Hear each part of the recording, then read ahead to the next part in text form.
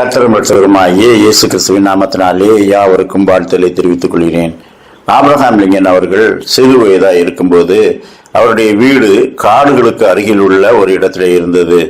அங்கிருக்கும் குடியிருப்பிலே உள்ள சிறுவர்களோடு அவர் விளையாடி கொண்டிருக்கும் போது காட்டில் உள்ள புதரில் இருந்து ஒரு சத்தம் கேட்டது.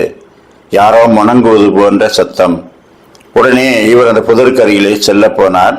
மற்ற பிள்ளைகள் எல்லாம் போகாதீர்கள், ஏதாவது துஷ்ட மிருகங்கள் அங்கே பதுங்கி இருக்கலாம் என்று சொன்னார்கள். இல்லை, யாரோ உதவி கேட்டு முணங்குவது போல் எனக்கு தெரிகிறது. எனவே நாம் தைரியமாக அங்கே உள்ளே போக வேண்டும் என்றால் ஆளுக்கு ஒரு கம்பை எடுத்துக்கொள்ளுங்கள் என்று அங்கு கிடந்த குச்சிகளை ஒடித்து ஆளுக்கு ஒரு கம்புகளை கையிலே கொடுத்து நாம் ஒருமித்து உள்ளே போவோம். ஏதாவது ஆபத்தை நேரிட்டால் மற்ற எல்லாரும் உதவி செய்வோம் என்று உள்ளே போனார்கள். அங்கே போனால் ஒரு காட்டு பன்றியின்றி குட்டி காயமுற்று துடித்துக் கொண்டிருந்தது. அதுதான் அப்படி சத்தம் போட்டிருக்கிறது. எனவே இவர் அந்த பன்றிக்குட்டியின் மீது கருணை கொண்டு அதை தூக்கி வந்து அதற்கு காயங்களை கட்டி மருந்து போட்டு பராமரித்தார். ஒரு வாரத்தில் அது சரியாகிவிட்டது. அதை காட்டிற்குள்ளே கொண்டு போய் விட்டார். ஆனால் அது இவரோடே வந்து விட்டது. இவரை பிரிய மனதில்லாமல் இவருக்கு பின்னாலே வந்து விட்டது.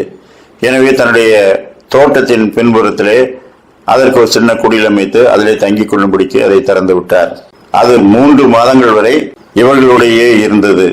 ஒரு காட்டு விலங்கிற்கு நாம் உதவி செய்தால் அது எப்படி நினைவிலே வைத்திருக்கிறது? உண்மையிலே எனக்கு அது ஆச்சரியமா இருக்கிறது. நன்றி உணர்வுள்ள மிருகங்கள் இந்த உலகத்தில் இருக்கிறது என்று தன்னுடைய பேச்சுகளிலே குறிப்பிடுவார். அந்த பன்னிக்குட்டி இனப்பெருக்க வயதை அடையும் வரை அவருடைய வீட்டையே சுற்றி வந்தது. அதன் பிறகு அது காட்டுக்குள்ளே தானாக சென்று விட்டது.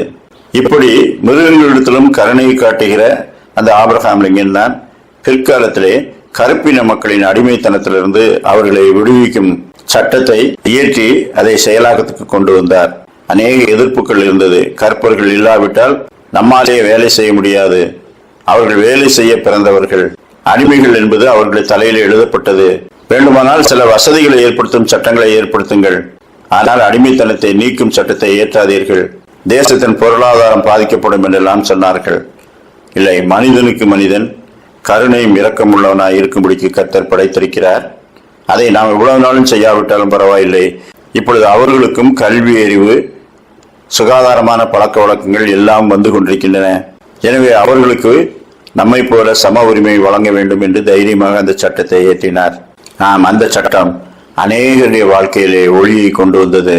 சக மனிதர்களை மனிதர்களாக நாம் நடத்த வேண்டும் என்ற உணர்வை வெள்ளைக்காரர்களுக்கும் கொண்டு வந்தது. அவர்கள் நினைத்தபடி தேசத்தின் பொருளாதாரம் பாதிக்கப்படவில்லை, அதைவிட வேகமாக வளர்ந்தது. இன்றளவும் ஆபிரகாம் லிங்கன் அடிமைத்தனத்தை ஒழித்தார். தலைமுறை தலைமுறையாக 1000 வருடங்களாக இருந்து வந்த அந்த முறை இப்பொழுது இல்லை என்று மக்கள் கொண்டாடுகிறார்கள். மத்தேயு 5ஆம் அதிகாரம் 7ஆம் வசனம், இரக்கம் உள்ளவர்கள் பாக்கியவான்கள், அவர்கள் இரக்கம் பெறுவார்கள். மத்தேயு 18:33, நான் உனக்கு இறங்கினது போல நீயும் உன் உடன் வேலைக்காரனுக்கு இறங்க வேண்டாமோ?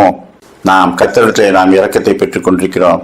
சகல ஜீவராசிகளிடத்திலும் சக மனிதர்களிடத்திலும் நாம் இரக்கத்தை வெளிப்படுத்தும்படிக்கு தெரிந்து கொள்ளப்பட்ட பாத்திரங்களாயிருக்கிறோம். கர்த்தர் தாமே அப்படிப்பட்ட நல்ல சிந்தனைகளை நமக்கு தந்தருள்வாராக. ஆமேன்.